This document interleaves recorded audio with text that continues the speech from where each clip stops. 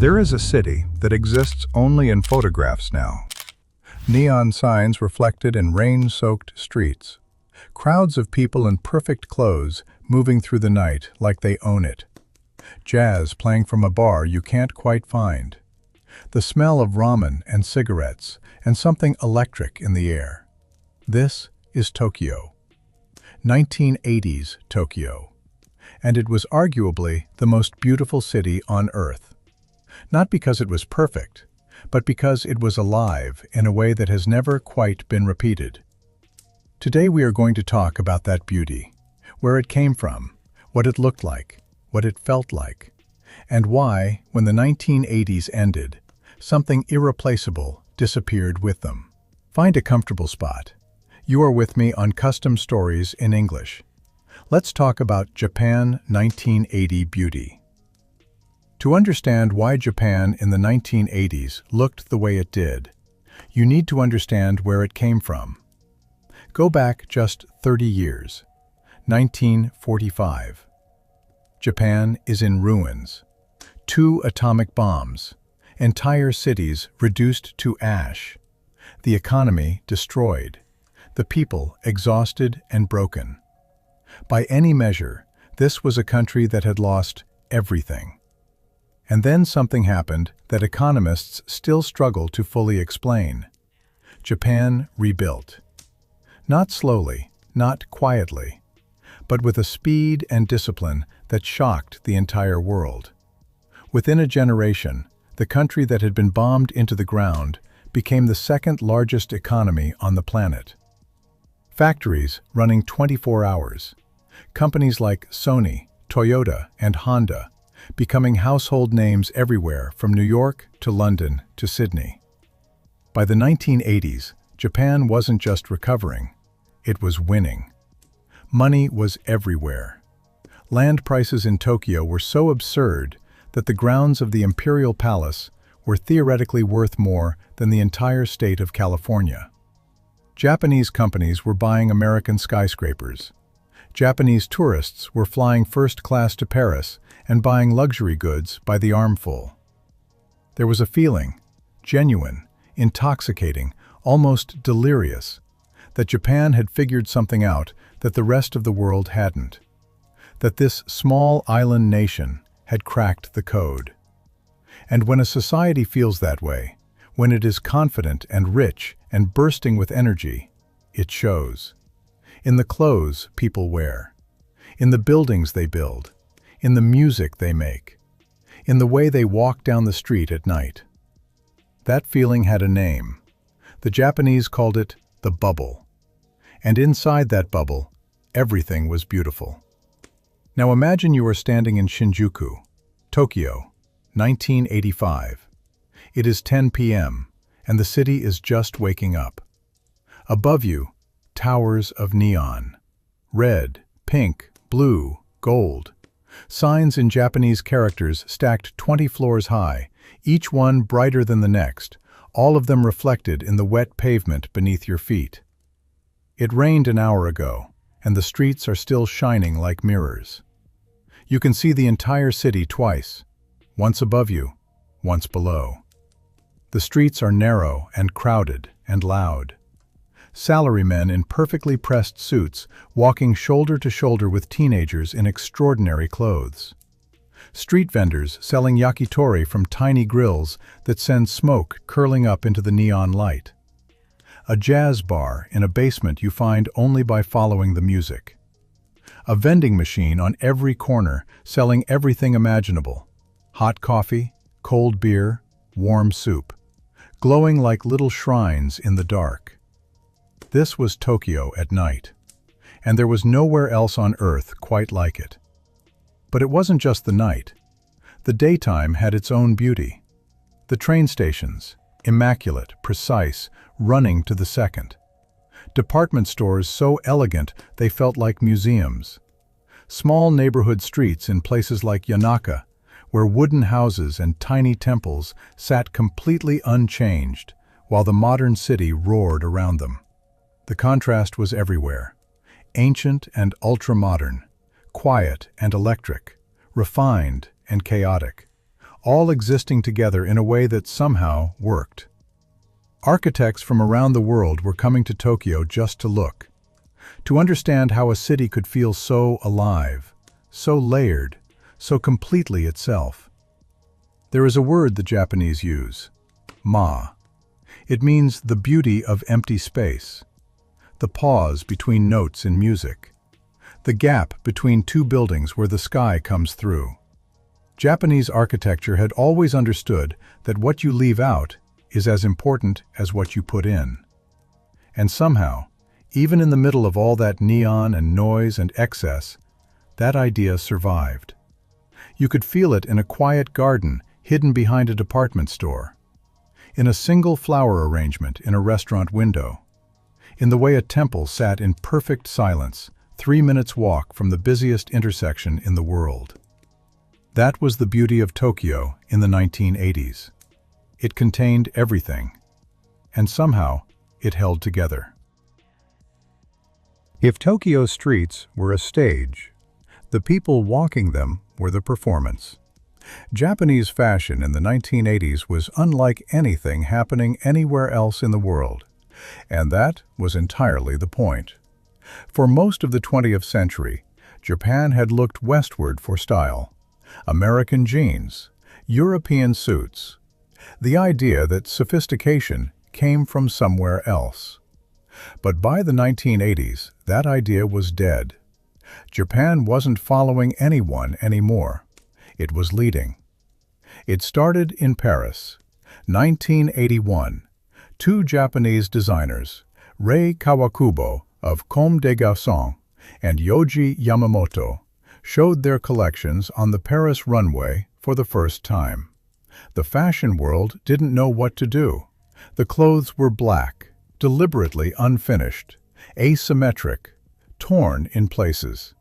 They wrapped around the body in ways that ignored every rule about how clothing was supposed to fit. French critics called it Hiroshima chic. They meant it as an insult. It wasn't an insult. It was a revolution. Kawakubo and Yamamoto were saying something that nobody in Western fashion had dared to say out loud. That beauty doesn't have to be symmetrical. That imperfection is not something to hide. That a woman doesn't need to be decorated to be powerful. Within a few years, the entire fashion world was paying attention. Within a decade, they were copying. Back in Tokyo, something completely different was happening on the streets. Harajuku, a neighborhood in the heart of the city that on Sundays transformed into something between a fashion show and a dream. Young people arrived in costumes so elaborate, so committed, so completely their own invention, that photographers from every country in the world came just to document them. Lolita fashion, all lace and petticoats and Victorian silhouettes. Rockabilly kids with perfect pompadours dancing to Elvis in the park. Street styles that had no name yet because nobody had ever seen them before. These weren't people trying to look like someone else. They were inventing themselves from scratch. And then there was the salaryman. The man in the dark suit, white shirt, company pin on the lapel, briefcase in hand, moving through the morning crowds with quiet precision. In any other context, this might seem like the opposite of beauty. But in Tokyo in the 1980s, even this had its own aesthetic. The discipline, the uniformity, the idea that you could take pride in being part of something larger than yourself. Beauty in Japan was never one thing. It was always a conversation between opposites. The wild and the restrained, the individual and the collective, the ancient and the brand new. And in the 1980s, that conversation was louder and more interesting than it had ever been. But underneath all of it, the neon, the fashion, the money, the energy, there was something quieter, something that had been there for centuries, long before the bubble. Long before Tokyo had skyscrapers or department stores or vending machines on every corner. A way of seeing the world that is uniquely Japanese. And once you understand it, you start to see it everywhere. The first idea is called wabi-sabi. There is no perfect translation in English, but the closest is this: the beauty of imperfection. The beauty of things that are incomplete, impermanent, and imperfect. A cracked tea bowl that has been repaired with gold, more beautiful because it was broken. A wooden temple that has weathered 300 winters, more beautiful because time has touched it. A single falling cherry blossom, more beautiful because it lasts only a week.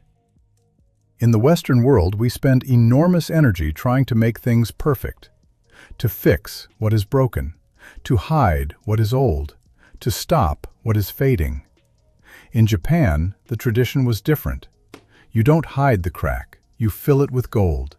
You don't demolish the old building, you let it age with dignity. You don't wish the cherry blossom lasted longer. You appreciate it more deeply because it doesn't. The second idea is mono no aware, which translates roughly as the pathos of things, the gentle sadness of passing moments, the bittersweet feeling you get when something beautiful is ending and you know it. The Japanese built this feeling into everything, into their poetry, into their gardens, into the way they celebrated cherry blossom season, not just enjoying the flowers, but feeling, underneath the joy, the quiet knowledge that in 1 week they will be gone. Now here is what makes the 1980s so interesting. On the surface, everything was the opposite of wabi-sabi. Everything was new. Everything was shiny. Everything was more. Bigger buildings, faster cars, higher prices, more neon, more money, more everything. And yet, in the most elegant Japanese restaurants of that era, a single flower in a simple vase. In the most expensive department stores, a tea ceremony room on the top floor, perfectly silent, perfectly still. In the homes of the wealthiest families, a tokonoma, a small alcove with one carefully chosen object and nothing else. The philosophy never left. It just learned to exist alongside the excess. And perhaps that is the most Japanese thing of all. The ability to hold two completely opposite ideas at the same time and find beauty in both. The cherry blossom and the neon sign. The ancient temple and the glass skyscraper. The silence and the noise. All of it beautiful. All of it Japanese. All of it at the same time. But here is the thing about Japan that outsiders often miss. Underneath all that neon, underneath the excess and the money and the energy and the fashion, there was a completely different idea of beauty running quietly through everything. An idea that was not about brightness or perfection or more. It was about something much harder to explain. The Japanese have a word, wabi-sabi. It has no direct translation in English, but it means something like the beauty of things that are imperfect, incomplete, and impermanent. A cracked teacup that has been repaired with gold. A moss-covered stone in a garden. The way cherry blossoms are most beautiful precisely because they fall after 1 week. Wabi-sabi says, nothing lasts, nothing is finished, nothing is perfect. And that is not a problem. That is the whole point. There is another word, mono no aware, which translates roughly as the bittersweet awareness of impermanence. The Japanese have always understood that the most beautiful moments in life are beautiful partly because they are ending. The last light before sunset. The final days of autumn. A city at its absolute peak, right before everything changes.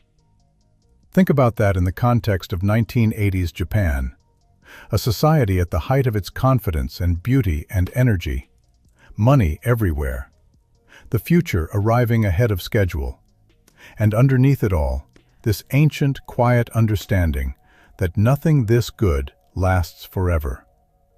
The cherry blossom economy, beautiful beyond words, and already, without anyone quite knowing it yet, beginning to fall.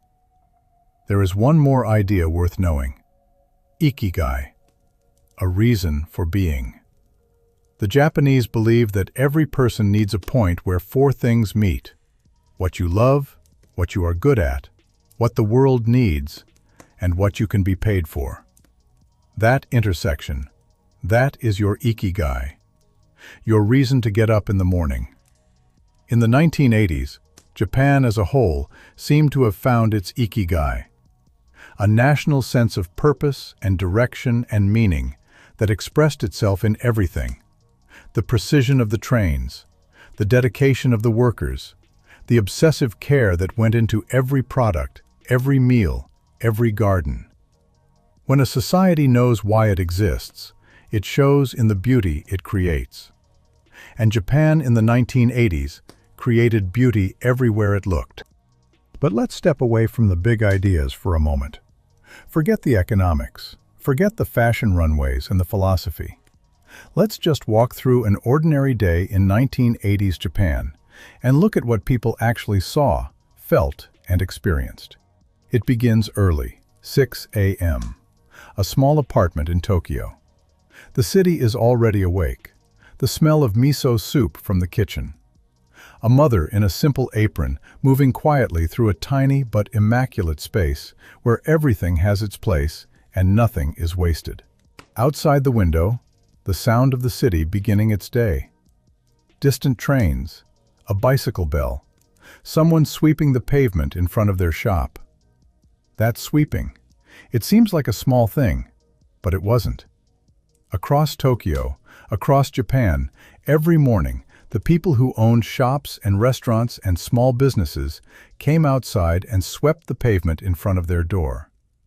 Not because someone told them to, not because there was a fine for not doing it, but because it was understood. You take care of what is yours. And what is yours includes the small piece of world immediately around you. This was Japan, the morning commute. Millions of people flowing through train stations with a precision that still astonishes visitors today. Trains arriving not approximately on time, but exactly on time. To the minute, to the second.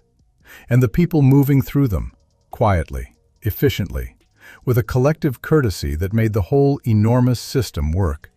No pushing, no shouting, just movement, like water finding its level. Lunchtime in a tiny ramen shop somewhere in Shinjuku. 8 seats. A chef who has been making the same broth for 20 years, adjusting it daily, never quite satisfied, always searching for something closer to perfect. The bowl that arrives in front of you is not just food. It is the result of decades of dedication to a single craft. The Japanese call this Shokunin, the artisan spirit. The belief that whatever you do it with complete commitment. A ramen chef, a carpenter, a train driver, a garden designer, all of them Shokunin. All of them bringing the same quiet obsession to their work. Afternoons in a department store, Depato, which in 1980s Japan was unlike any shopping experience in the world. Staff who bowed as you entered. Packaging so beautiful that the wrapping was almost worth more than the gift inside. A food hall in the basement, selling things so exquisite they looked like jewelry. Every detail considered, every interaction precise and warm and respectful. And then the evening, the izakaya, the Japanese pub, where the salaryman finally loosened his tie, ordered cold beer and skewers of yakitori, and laughed with colleagues in a way he couldn't quite allow himself during the day. This was the other Japan. Warm, funny, surprisingly loud, deeply human. The rigidity of the day dissolving into the easy intimacy of the night. And late, very late, the streets of Shibuya still full of light and people and possibility. Young couples walking slowly with nowhere particular to be. Groups of friends spilling out of karaoke bars into the cool night air. A convenience store, kombini, open and bright and stocked with things that somehow managed to be both practical and beautiful. Because in Japan, Even a convenience store understood that presentation matters. This was the texture of daily life in 1980s Japan. Not the grand gestures, not the economic statistics. Just millions of ordinary people living with an attention to detail, a respect for craft, and a quiet pride in their surroundings that made even the smallest moments feel considered. Beautiful, not because it was spectacular, but because it cared. But nothing that beautiful lasts forever. Remember wabi-sabi. Remember mono no aware. The Japanese knew this better than anyone. And perhaps somewhere, quietly, they always knew that the bubble would end. It ended in 1991, not slowly, not gently, but the way bubbles always end, suddenly, completely, and with a silence that felt louder than all the noise that came before it. The Bank of Japan raised interest rates. Land prices collapsed. The stock market fell, and kept falling. Companies that had seemed invincible discovered they were not. The skyscrapers that had been bought with such confidence sat half empty. The department stores that had felt like cathedrals of abundance began to quietly close their upper floors. The Japanese call what followed the lost decade. 10 years of stagnation, deflation, and a kind of national confusion that nobody had prepared for. A society that had been sprinting at full speed suddenly found itself standing still, not entirely sure what had happened or where to go next. The young people who came of age in the 1990s grew up in a different Japan. More cautious, more uncertain. The intoxicating confidence of the 1980s, that feeling that Japan had figured something out that the rest of the world hadn't, was gone. Not entirely, but enough to notice. The neon was still there. The trains still ran on time. The ramen was still perfect. But something in the air had changed. That particular feeling, that specific energy of a society at the absolute peak of its belief in itself, you cannot manufacture that. It either exists or it doesn't. And after 1991, it didn't. Not quite. Not in the same way. There is a photograph, and there are thousands of them, taken somewhere in Tokyo in the late 1980s. A street at night. Neon everywhere. A crowd of people moving through the light, all of them well-dressed, all of them somewhere to be, all of them part of something that felt infinite. Looking at that photograph now, knowing what came next, is a strange experience. Because they didn't know. The people in that photograph had no idea that they were living in the last years of something irreplaceable. They were just living. Just walking through their city on an ordinary night, surrounded by beauty so familiar they had probably stopped seeing it. That is always how it works. The most beautiful moments in life are rarely announced. They don't arrive with a sign that says, "Pay attention, this will not last." They just happen, quietly and completely, and you only understand what they were after they are gone. The cherry blossoms fell, as they always do. And the Japan of the 1980s became something that exists now only in photographs, in music, in the memories of people who were there, and in the imagination of millions who weren't, but somehow wish they had been. So why does 1980s Japan still captivate us today? Why do millions of people who were never there, who weren't even born yet, spend hours looking at photographs of those streets, listening to city pop music from that era, watching films set in that Tokyo, feeling nostalgic for something they never personally lost?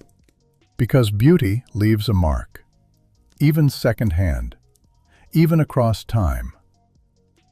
There is a Japanese music genre from that era called city pop. Soft, warm, melodic. Songs about driving at night, about summer evenings, about the feeling of being young in a city that never sleeps. It was popular in Japan in the 1980s, then largely forgotten, then rediscovered 30 years later by young people all over the world who had never heard of it. Why did it come back? Because it sounds like a feeling.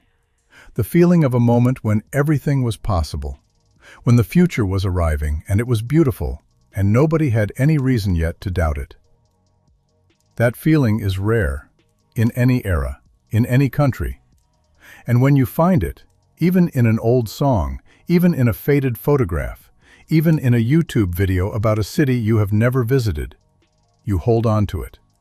Because it reminds you that beauty like that is possible. That human beings are capable of building something that extraordinary.